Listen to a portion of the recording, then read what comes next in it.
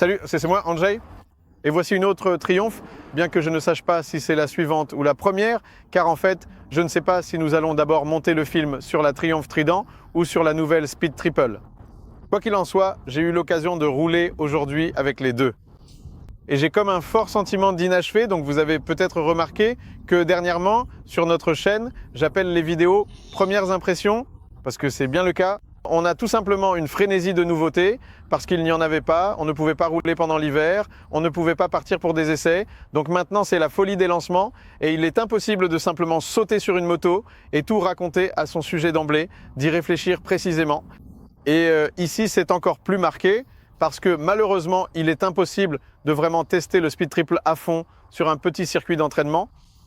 Avant tout parce que les Britanniques se sont énervés, ou peut-être que c'est le Speed Triple qui s'est énervé en le conduisant aujourd'hui. L'image que j'avais, c'était comme si le Britannique s'était énervé contre d'autres nations, dans ce cas, contre d'autres motos et la concurrence, et qu'il avait dit « Très bien, je vais vous montrer, mais dans un nouveau style ». Il a mis un peu de côté le poisson, les frites, peut-être pas la bière, mais il s'est tout simplement repris en main. Il a commencé à s'entraîner, il s'est dit « Bon, ça suffit, je ne peux pas rester à la traîne ». Et donc Triumph a cédé à la tendance de construire des naked bikes très puissantes. En ce moment, des hyper naked bikes, je ne sais pas, on peut inventer, appeler ça comme on veut, et ils ont créé un nouveau Speed Triple qui a 180 chevaux. Un autre naked bike qui a 180 chevaux, pesant à plein, prêt à rouler, 198 kg, donc à sec, ce sera à peu près, vous savez, 1 pour 1, un cheval vapeur pour 1 kg. Dans un naked bike, un autre dans le monde, y a-t-il une logique là-dedans?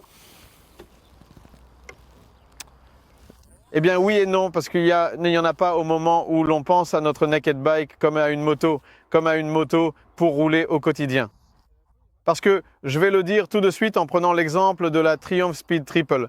Elle a toujours été une vraie teigne dès les plus bas régimes, alors que celle-ci est une teigne à partir des régimes moyens, et à bas régime, elle n'aime pas du tout rouler. Bien sûr, tu peux rouler, mais tu sens que ce moteur, il souffre tout simplement à ce régime. Soyons honnêtes, il y a déjà une forte compression et tout le reste. Il est conçu pour fonctionner à haut régime, donc au final, on se retrouve à rouler sur cette moto à partir de 3000 tours par minute et plus. Quand on met les gaz, tout de suite, ça fait haut, haut, haut, haut, et quand on le fait monter dans les tours, ce moteur, c'est un peu comme, vous voyez, le Speed Triple, c'était ce genre de type costaud, avec un bas régime puissant, un milieu puissant et un haut régime correct. Maintenant, on a un milieu correct et un haut régime carrément sportif, tout simplement. Si je devais décrire cette moto rien qu'en écoutant le moteur, si je fermais les yeux, que je la conduisais, que je l'entendais, que je la ressentais, je dirais que c'est un moteur de course. Vous entendez l'avion ? Attendez, je vais attendre que l'avion passe. Donc à mon avis, ce moteur est tout simplement un moteur sportif. Et oui, au quotidien, honnêtement, je trouve que l'ancienne approche fonctionne mieux parce que 150 chevaux ou 140, je ne me souviens plus exactement, c'était suffisant. Voilà qu'un deuxième avion passe. Bon, on parle, on continue à parler ou on attend, hein. Donc, en ce qui concerne l'utilité, le sens de ces naked bikes diminue, mais ce qui me réjouit beaucoup, c'est que de plus en plus d'entre vous roulent volontiers sur les circuits, petits ou grands, et ainsi de suite. Et là, le sens, la logique apparaissent. Parce que soit quelqu'un n'en voit pas l'intérêt, soit ce n'est pas justifié économiquement d'avoir plusieurs motos et de rouler spécifiquement, par exemple, sur circuit, car on y va totalement en amateur. C'est à ce moment-là qu'on prend un naked bike. On n'y touche à rien, on ne fait aucune modification, on se contente d'y aller, on paye pour le circuit et vroom, on roule. Plus le circuit est grand, mieux ce sera pour la Speed Triple. C'est pour ça que je dis que ce sont de premières impressions, parce que honnêtement, pour pouvoir vraiment dire comment fonctionne cette suspension, la géométrie, etc., il faut que j'aille sur un grand circuit, parce qu'ici, il n'y avait aucune chance de l'exploiter. En fait, j'ai même eu du mal à chauffer ces pneus, ce qui est aussi quelque chose d'assez... Ce sont des pneus, vous voyez, des Metzeler, n'est-ce pas? Avec ces pneus, vous pouvez aller sur un grand circuit et rouler presque comme sur des slicks, mais dans des conditions routières, il faut vraiment les chauffer. Il existe d'autres modèles, vous savez, un cran en dessous en termes de performance, qui au quotidien chaufferaient plus vite, fonctionneraient mieux, donc oui, je me plains un peu. Mais c'est tout simplement comme ça.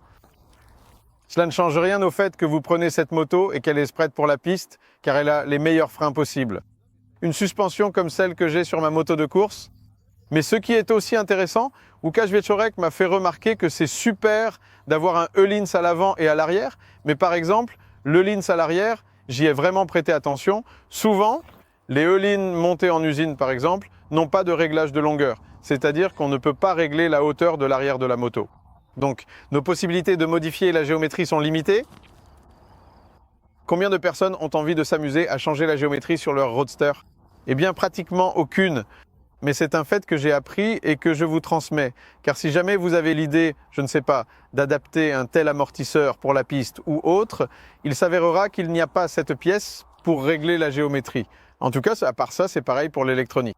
Ça me réjouit qu'après avoir parlé si longuement, et d'autres aussi, du contrôle de traction, de l'ABS en courbe, on puisse désormais considérer cela comme une évidence, que ça fonctionne tout simplement à merveille. Malheureusement, cette moto m'a aussi montré aujourd'hui à quel point l'électronique compte déjà dans les machines. Car en roulant ici, il s'est avéré que cette moto n'a pas encore passé la révision ou n'a pas encore été déverrouillée. Il faut tout simplement lui activer le mode circuit.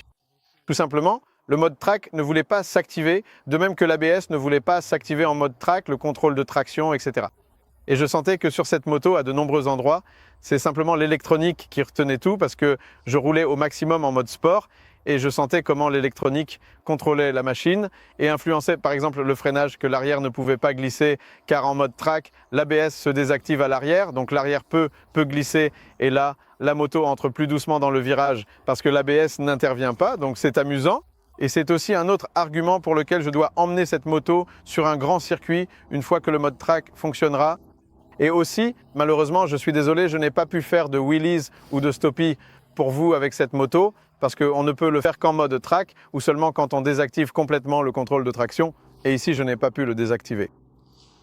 Ce que j'ai au moins pu observer, sur quoi je me suis concentré, c'est la façon dont l'anti-wheelie fonctionne sur cette moto. Et en effet, à chaque tentative de départ ou d'accélération que j'ai faite, l'anti-wheelie s'activait, la roue avant se soulevait puis redescendait doucement. Mais je dois avouer honnêtement que j'avais peur de garder les gaz ouverts à fond, vous voyez, en me disant que l'électronique allait tout gérer et me porter sur la roue arrière. Le fait est que ce moteur est tellement agressif que, même si je sais que l'électronique fonctionne toujours, je n'ai pas vraiment envie de le vérifier jusqu'au bout.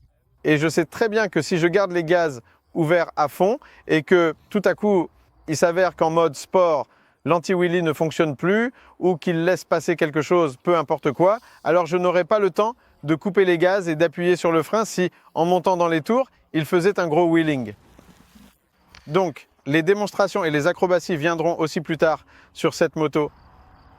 Je pense qu'il y aura l'occasion de filmer ça sur un grand circuit de course.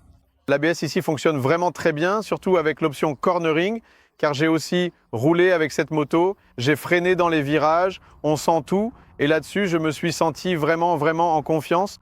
Et ça, c'est une évidence absolue. Donc si, par exemple, dans 6 mois ou 1 an, j'arrête complètement de parler de l'ABS et du contrôle de traction, j'en parlerai plutôt sur ce genre de moto. Si j'arrête de parler de l'ABS, cela veut dire qu'il fonctionne tout simplement comme il faut dans les virages. Tu peux appuyer, il n'intervient pas, tout va bien. Un point très important concernant les freins, car c'est le deuxième test récemment que je fais sur l'OD Toyota, et je dois dire que ça me plaît plutôt bien.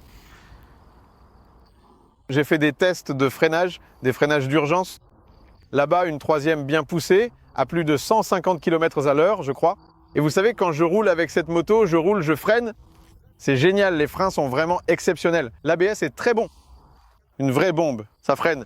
Puis je fais ces essais et là, je freine longuement, une deuxième, une troisième fois. Je regarde derrière moi. Combien ai-je parcouru? Et ça m'a fait réaliser à quel point, en général, toutes les motos freinent mal. C'est effrayant, vraiment. Tu roules à 150, une moto comme ça atteint cette vitesse en un rien de temps et tu veux t'arrêter net en ligne droite. Tu roules, l'arrière se décolle tout le temps et l'ABS doit constamment travailler. Donc c'est bien qu'il y ait ces ABS de virage et tout simplement, s'il se passe quelque chose, il faut éviter. Et le contrôle de traction? J'ai essayé de la forcer à s'activer dans un virage, mais quand je sortais, déjà à fond, et dès qu'il y avait un peu de cabrage ou qu'elle voulait glisser, elle s'activait tout de suite. Et maintenant, il y a un hélicoptère qui passe. Il y a certains inconvénients à filmer près d'un aéroport. Des petits inconvénients comme ça. Il y a un aéroport, il faut bien entendre l'hélicoptère. Acceptons-le simplement. Faisons la paix avec ça.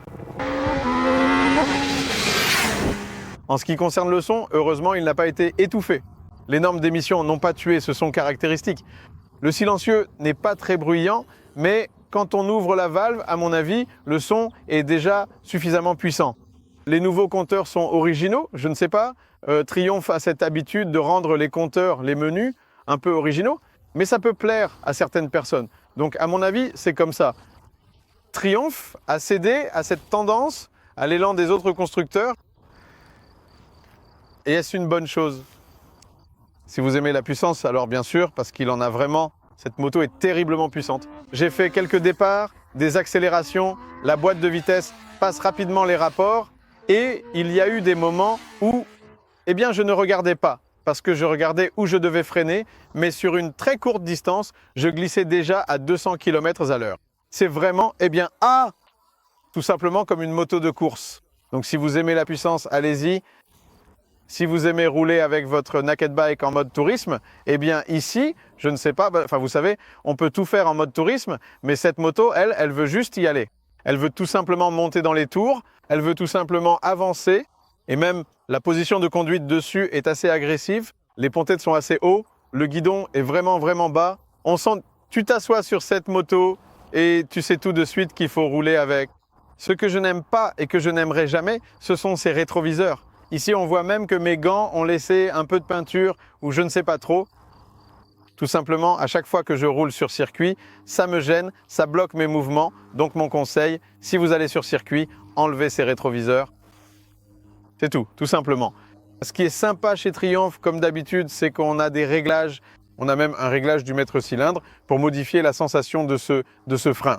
En plus de cela, il y a le réglage du levier d'embrayage et du levier de frein. Donc ici, Triumph a tout prévu. Il y a même le régulateur de vitesse, comme je le vois. Triumph a vraiment été à la hauteur en ce qui concerne l'équipement. La finition de cette moto est vraiment magnifiquement réalisée. On a un bras oscillant monobras, tout ce dont on a besoin. Vous voyez ici de l'aluminium brossé. Et vraiment, je sens qu'elle veut rouler sur ce circuit. Parce qu'au début, oui. Au début, je roulais avec la Trident et je me disais, eh ben, sur ce petit circuit, la Trident sera plus agréable à conduire parce qu'elle est plus souple. Elle a de bons pneus, de ceux qu'on n'a pas besoin de trop chauffer. Mais non, on ne peut pas tromper la réalité. Cette moto roulait même sur ce petit circuit tout simplement mieux. Compacte et prête à l'action, c'est tout. Et même sur cette sportive, que je sentais qu'elle tenait bien, mais vous savez, de petits dérapages à la sortie, on pouvait déjà s'amuser un peu avec. Donc les premières impressions restent les premières impressions. J'ai hâte d'emmener cette moto avec ses concurrentes sur le circuit de Poznań. Je ne sais pas, peut-être ailleurs aussi, pour les faire s'affronter, parce que sur la route, chacune d'elles est bien trop rapide. Celle-ci aussi, c'est bien trop rapide. Si vous aimez les motos bien trop rapides, qui sont probablement très performantes sur circuit, alors ce sera parfait, mais il reste à voir exactement comment fonctionne toute cette traction. C'est une option à considérer, d'autant plus que je ne sais pas si c'est une bonne affaire ou non. 70 000 zlotys pour un vélo nu. Je ne sais pas à quoi ressemble la concurrence, mais si vous regardez la Ducati Street Fighter, eh bien c'est une bonne affaire, et en ville, elle ne sera pas plus lente. Il n'y a aucune chance que cela se produise. Et sur la piste, on verra. Je pense aussi qu'il peut rivaliser car les Britanniques ont récemment été bons en matière de moto sportive, même s'ils n'en ont pas beaucoup à proposer. Mais ces vélos nus peuvent le faire, peu importe comment vous les regardez. Je pense que ce sont eux qui ont inventé le naked bike et tous ces triomphes. Eh bien, salutations. Salut.